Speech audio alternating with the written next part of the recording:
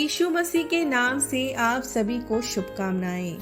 दैनिक एक मिशनरी जीवन में आज हम बात करेंगे बिशप डैनियल कोरी के बारे में।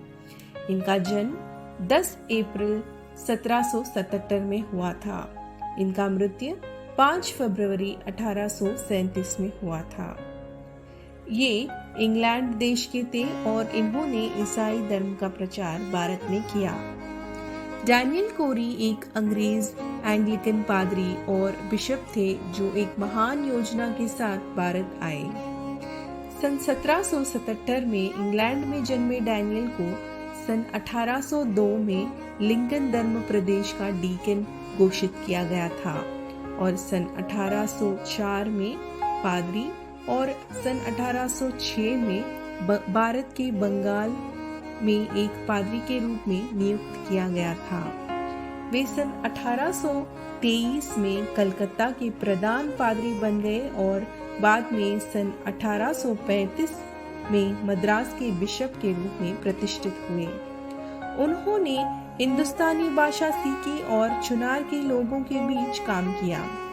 उस क्षेत्र में बनारस तक उन्होंने सुसमाचार का प्रचार किया, स्कूलों की स्थापना की और चर्चों का निर्माण किया।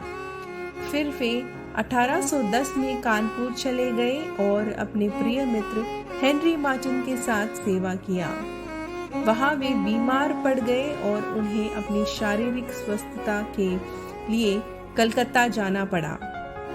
निर्बल होने पर भी उन्होंने वहां के मुस्लिम लोगों के बीच अपनी क्षमता के अनुसार काम जारी रखा और कई लोगों को मसीह तक पहुंचाया।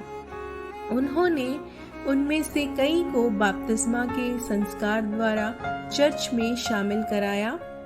सन 1812 में उनकी शादी एलिजाबेथ से हुई, जिनके आध्यात्मिक दृढ़ संकल्प और समर्थन ने उनकी सेवा में काफी मदद की।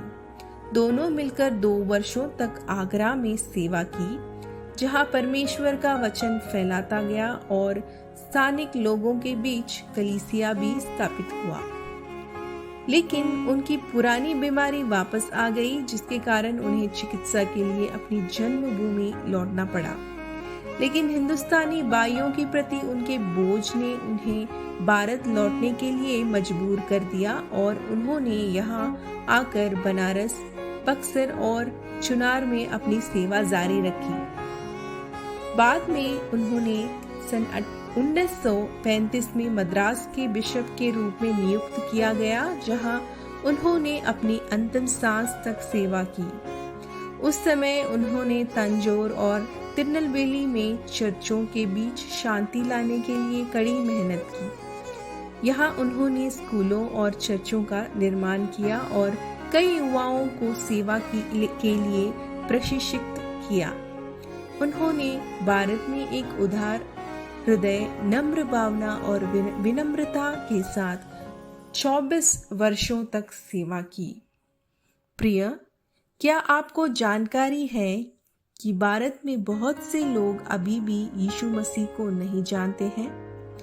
प्रभु मुझे अपने सेवा को नम्रता के साथ करने और अपने देश को आपकी महिमा के लिए पुनर्जीवित करने में मदद करें।